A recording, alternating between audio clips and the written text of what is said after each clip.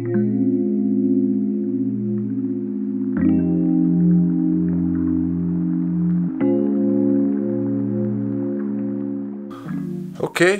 vi prøver noget nyt. Goddag og velkommen til den her første udgave af Ludvig Investerer. Og det jeg egentlig har tænkt mig at gøre med den her kanal her, det er ikke at prøve at redigere for meget videoerne, prøve at gøre det mere sådan straight up, talk to the cam, prøve at tage dig med ind i nogle af de tanker jeg har omkring, hvordan jeg kigger på aktier og hvordan jeg investerer. Og kort om mig, så har jeg investeret de sidste 5 år. Over de sidste 3 år, der har jeg slået S&P-indekset med omkring 10%. Det vil sige, at S&P er steget 64-65%, og jeg har lavet et afkast på omkring 75%. Og her i det sidste stykke tid har jeg rent faktisk trukket mig rigtig meget ud af aktiemarkedet. Jeg har siddet og leget med nogle nye værktøjer og prøver at se, om jeg kunne finde nogle nye metoder at investere på. Sådan jeg tidligere investerede var meget køb og hold. Jeg har 2 konti. Den ene konti er min private konti, og der er mere køb og hold fokuseret. Så har jeg min virksomhedskonto, hvor jeg mere køber og sælger. Altså det man nok vil betegne som en form for swing trading. Så det er ikke day trading jeg er ude i her. Det er ikke hvor jeg køber den ene dag og sælger den anden. Jeg kan bedst lide at købe og måske holde på den konto, virksomhedskontoen, hvor jeg swing trader. Købe og så holde i 3 til 6 måneder, når jeg ser at nogle niveauer er favorable at købe ind i, og nogle niveauer, der er favorable at sælge i. Så det er egentlig det, jeg skal med den her kanal her, og det er det, jeg håber, du måske kunne finde noget inspiration i. Det er vigtigt at sige, at alt, hvad jeg taler om her, er ikke købsanbefalinger. Jeg er ikke uddannet økonom eller noget. Jeg er bare en gut, der har sat sig ned og lært en masse om aktier, og synes, det er skideskægt at sidde og arbejde med det, og sidde og handle. Og det er også derfor, at på virksomhedsmidlerne vil du se, at jeg tager nogle lidt større risiko, fordi at jeg ikke føler, at det er helt sådan mine egne private penge, hvor min private konto er mere køb og hold. Og det vil jeg også skifte imellem, når jeg sidder og laver de her videoer her. Jeg kan rigtig godt lide at kigge på charts. Det er noget, jeg gør rigtig meget i. Så udover at jeg analyserer virksomhederne, hvordan det går, og deres tal, og bruger AI til det blandt andet, så kigger jeg også på chartsene og ser, hvordan det udarter sig der. Så det vil være noget, jeg gennemgår. Så ja, velkommen til. Og nu tror jeg egentlig bare, at jeg starter. Som vi ser her, så har vi fat i TradingView, som er den platform, jeg rigtig godt kan lide at bruge til at sidde og kigge på charts. Lad os prøve at hoppe til den første. En af dem, som jeg kigger rigtig meget på i øjeblikket, nu skal jeg lige finde den her, det er Novo Nordisk. Og Novo befinder sig i min optik et ret interessant sted. Hvis du kigger på, zoomer ud, nu er jeg ude i det, der hedder Dags timeframe, den daily timeframe her, så kan du se, at Novo ligger et sted nu, hvor den før har bounced, eller det man kalder en form for modstand. Rent faktisk skal vi en lille bitte smule længere ned for at finde den egentlige modstand, vil jeg sige her i Novo. Der ligger en modstand ned på 292, men som du kan se herover, så har den allerede bounced på 292. RSI-indikatoren, altså Relative Strength indikatoren, der viser, om en aktie er oversolgt. Hvis vi er heroppe i det her territorium, så er den oversolgt. Hvis vi er hernede, så er den undersolgt. Viser, at den har været nede at vende, og den er på vej op. Rent faktisk, så har den brudt på den her daglige timeframe, som jeg kigger på, har den brudt under den der moving average der. Som godt tyder på, at den kunne begynde at bounce tilbage her igen på den her røde linje her. Sådan som jeg godt kan lide at bruge RSI'en, det er også ved at zoome ud, og så bruge det, der hedder weekly timeframe, det er hvor du kigger på en længere span, det vil sige, at RSI'en kommer også til at ændre sig, hvordan den ser ud. Og der ser vi på RSI'en, at den har været helt nede i et oversolgt territorie, og så den begynder at bygge de her lower highs, som vi ser her. Først var den meget lav der, så er den blevet højere, eller higher lows hedder det, undskyld, higher lows. Først så har vi den her low her, så har vi den her, og så har vi den her. Det vil sige, at RSI'en begynder at bevæge sig op. Altså den begynder at bygge sådan et mønster, hvor den bevæger sig op. Hvilket jeg vil mene er noget, jeg rigtig godt kan lide at se selv også. Så det jeg rent faktisk har gjort, det er, at jeg har taget en position i Novo. Jeg er tryg ved at eje omkring 300.000 i Novo. Det er cirka 5% af min samlede porteføljeværdi. Og det jeg har gjort her forleden dag, det var, at jeg købte 2,5% i Novo af min samlede porteføljeværdi. Det vil sige, at jeg smed 150.000 kroner i Novo. Og så det jeg gør herfra, det er egentlig bare dollar cost average for de resterende penge på de tidspunkter, hvor jeg synes, de giver god mening. Novo for mig er sådan en aktie, som jeg venter på, RSI-niveauet rammer heroppe. Og der kan man på TradingView gøre noget ret smart. Der kan jeg simpelthen gå ind og sætte en alert, så jeg får en alarm på mail, når det er, at vi rammer et RSI-niveau, altså hvor den er overkøbt heroppe omkring. Og det er altså min virksomhed, jeg har købt de her aktier her, så det er et form for swing trade, jeg begynder at aktivere her. Så jeg kan se, at i niveauet omkring RSI på 72, vil jeg mene, det vil jeg være tryg ved. Man kan selvfølgelig sætte den højere, men så er der også gamble, fordi den kan bounce tilbage, og så når du kan få din alarm. Så jeg vil nok sige, det jeg vil være tryg ved her, det vil være omkring, lad os sige 72. Så jeg går op i alerts, sætter en alert, og jeg har lavet min egen indikator. Jeg har programmeret min egen RSI-indikator.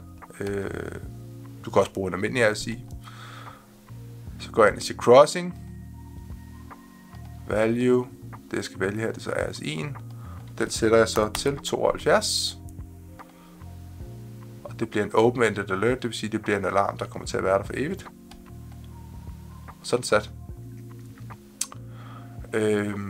Og de her open-ended alerts i TradingView, det er fordi, jeg mener, det Pro-version hedder det, så det kan man sætte der, det koster lidt. Men det synes jeg er meget fedt. Så ved jeg bare, at den er der, og så får jeg en alarm på mailen, når der er. Jeg burde nok egentlig lige gå ind og give den et navn. Jeg skriver Novo, Weekly, skal være RSI, Weekly, meget høj, selv, spørgsmålstegn. Og så tror jeg skriver kun i virksomheden. Din tumpe. Så jeg kommer til at sælge mine private aktier, hvis jeg har private aktier i Novo til den tid. Fordi der vil jeg gerne holde lang tid. Så Novo for mig er et ret interessant sted. Men lige nu har jeg smidt nogle penge ind i den, og så derfra så begynder jeg så at kigge på dollar cost averaging strategien. Så det jeg jo egentlig gør, er, at det siger, hvor mange aktier kunne jeg godt tænke mig at eje, hvor stor en procentdel af mit samlede portefølje kunne jeg godt tænke mig bare allokeret i Novo, og så sætter jeg ligesom en limit derfra. Ja. En af de andre aktier, som jeg ligger og kigger på i øjeblikket, det er Plug Power. Og Plug Power har jeg fulgt i noget tid. Det er en ultra høj risikoaktie. Så det er ikke noget, jeg vil anbefale, at man ligger og trader i. For mig er det her på grænsen til en swing trade. Hvis vi lige prøver at kigge på charten her, den grænser mellem swing trade og en day trade. Og hvis vi lige prøver at kigge på charten her,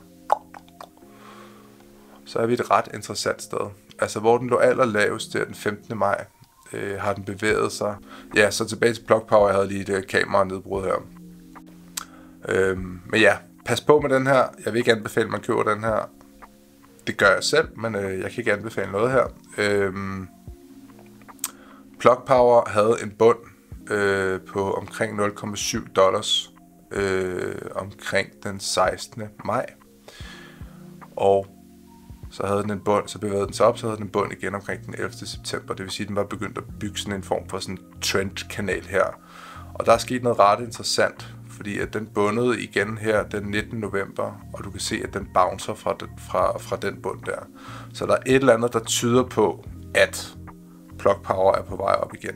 Så det jeg egentlig venter på, det er at kigge på RSI'en og sige, bryder RSI'ens, dens glidende gennemsnit, dens moving average, får jeg et klart powerbull signal, som jeg har valgt at kalde det i min custom RSI-indikator her. Så vil det være et tidspunkt, hvor jeg godt vil ture måske at begynde at træde ind. Hvis vi lige prøver at zoome ud og lige prøve at spå lidt ind i fremtiden, det er altid farligt at gøre, men nu gør jeg det alligevel. Vi kan se, der ligger en form for trendkanal her, vil jeg mene, eller ligger den hernede? Det kunne godt være, den ligger her rent faktisk. Og det kan også være, at der ligger en her. Så det er ikke engang, ja, det er sgu ikke engang løgn. Så det jeg ser ved sådan en trade her, hvis jeg skulle tage sådan en trade, det er, at potentielt så kan den bevæge sig til omkring 2,9 måske. Den ligger lige nu også ved en tidligere resistance, som I kan se herude. Jeg fjerner lige den her. Vi har noget resistance, der ligger her, altså et niveau, hvor den har ligget og hoppet før, og det er rent faktisk lige præcis der, hvor den er nu. Så det er ret spændende med den her. Og kigger vi i et eller andet form for squeeze-scenarie, den begynder at bevæge sig voldsomt opad, så har vi 156% stigning her, ikke? Når jeg laver sådan en trade her, så vil jeg måske personligt vil jeg selv smide en meget lille andel i. Det er en meget risky trade for mig det her, så der vil jeg lægge måske 1% af min samlede portefølje på den her. Jeg vil sætte en tight stop loss, det vil sige, at begynder den at bevæge sig ned igen, så vil jeg sige, okay, hvis jeg køber ved omkring $2, vil jeg sætte en stop loss på 1,75 for eksempel. Det vil sige, at begynder aktien at bevæge sig ned under der, så sælger min handelsplatform aktien automatisk. Så den bruger det et niveau, jeg ikke er tryg ved at eje. Og så tager jeg mit tab, og så bevæger jeg mig videre til den næste aktie. Simple as that. Så Plug Power for mig er ret interessant nu, hvis vi lige prøver at zoome ud på weekly også. Der ser det så lidt mere risky ud, hvis jeg skal være helt ærlig. Fordi at... Nej, måske ikke. Vi ser, at den rent faktisk har bounced. Fra en top til en bund. Det er et niveau, hvor den ligger og har haft noget action før. Det har så bare mere været til downsiden. Så rent faktisk kan det godt være, at vi skal længere ned med Plug Power. Det kan godt være, at vi skal på RSI'en skal helt ned omkring her. Hvilket vil matche, vil jeg tro, nogenlunde det niveau omkring 1,47.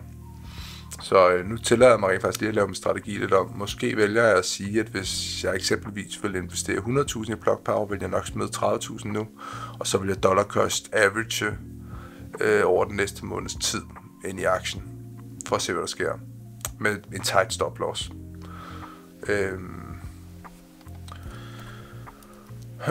Og den her video er mere sådan fokuseret på, hvordan jeg sidder og kigger på det mere tekniske i det, så jeg går ikke så meget ind i selve virksomheden, og profitabilitet, og hvor meget de tjener og omsætter for og sådan noget. Men Plug Power er en energivirksomhed, så ja. Næste jeg kigger på, det er NuScale Power, og NuScale Power er en nuklear aktie.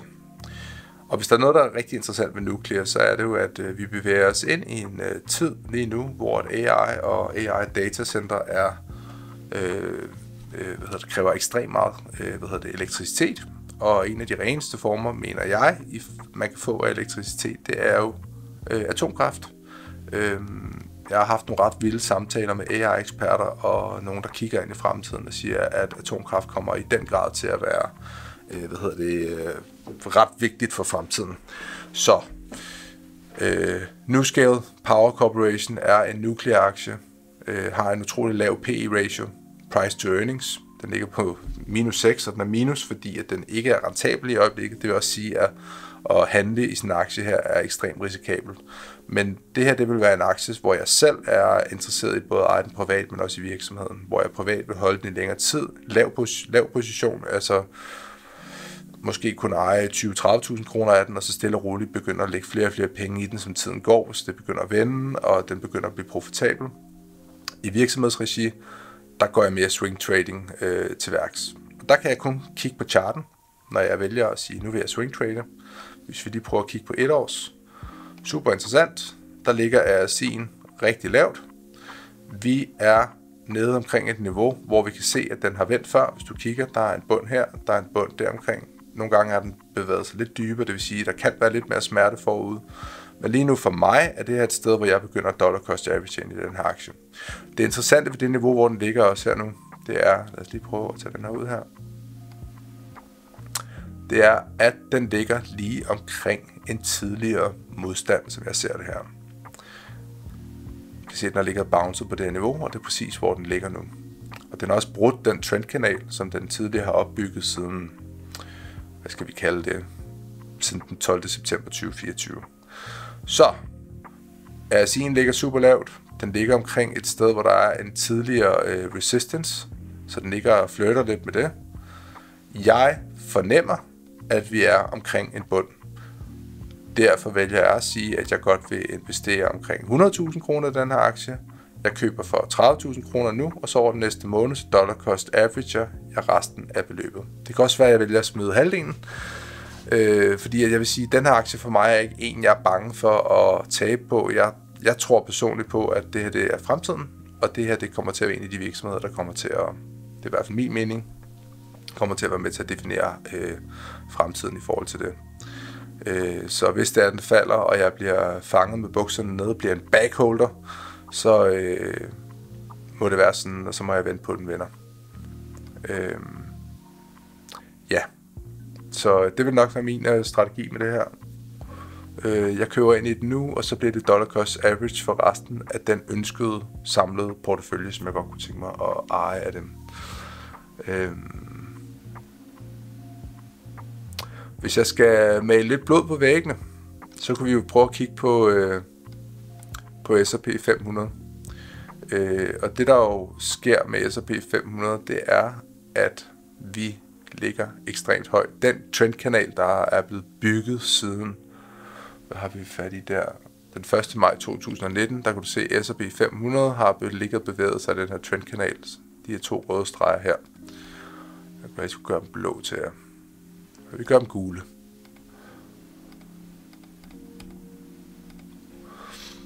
Den er brudt op over den her trendkanal, og det er den også gjort før. Og det man har set, det er, at når den har brudt op over det, så er markedet begyndt at bevæge sig ret meget ned. Og S&P 500 er jo præcedens for hele aktiemarkedet. Så går det dårligt for S&P 500, så går det dårligt for hele aktiemarkedet. Så er nu et godt tidspunkt at købe aktier på? Jeg er rent faktisk i tvivl, og det er også grunden til, at jeg er omkring 80% likvid lige nu. Det vil sige, at jeg har trukket næsten alle mine penge ud, fordi at jeg tror, at vi skal længere ned. Fordi jeg synes, at markedet alt i alt virker overophedet. Så vælger jeg så at trade aktivt med de sidste 20-30%, jeg har tilbage af økonomiske midler. Jeg siger ikke, du skal følge mig. Altså den klart bedste måde at handle i aktiemarkedet på, det er at købe og holde i rigtig lang tid. Det gør jeg også på min private, men på min virksomhed, som sagt, så trader jeg lidt mere også, fordi jeg synes, det er sjovt. Så er nu et godt tidspunkt at købe aktier på. Hvis jeg skal være helt ærlig, ser det ikke sådan ud. Jeg har en RSI, der ligger ikke højt, men forholdsvis højt. Det ligner måske, den er på vej op igen. Hvis jeg prøver at zoome helt ud, kan du også se, at vi har fået det er det på månedens timeframe, altså all-time timeframe, hvor vi kigger over, altså altid for S&P 500, hvor trading i hvert fald kan se den. Og der har vi fået et ret klart bear-signal her. Og vi har rent faktisk også, hvilket er noget rigtig lort,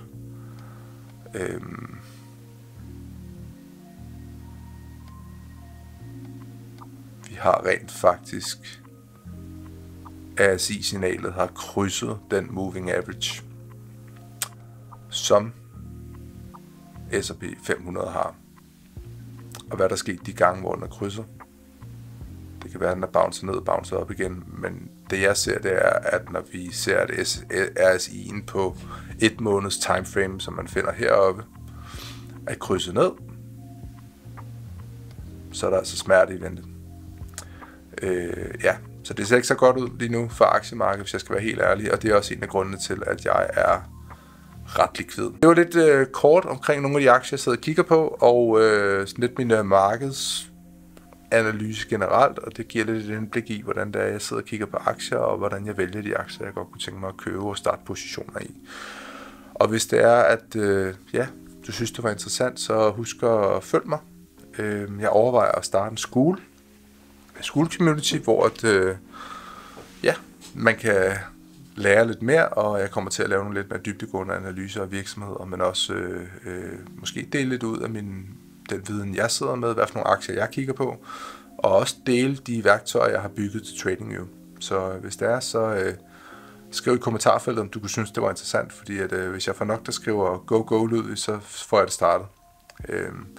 Og husk, denne video er ikke finansiel rådgivning. Jeg er ikke uddannet økonom eller aktieanalytiker eller noget som helst. Jeg er bare en gut, der godt kan lide at sidde og handle og har lært mig selv at gøre det. Så lad være med at følge nogle af de her råd. Det er meget vigtigt, at jeg siger det. Tak for nu.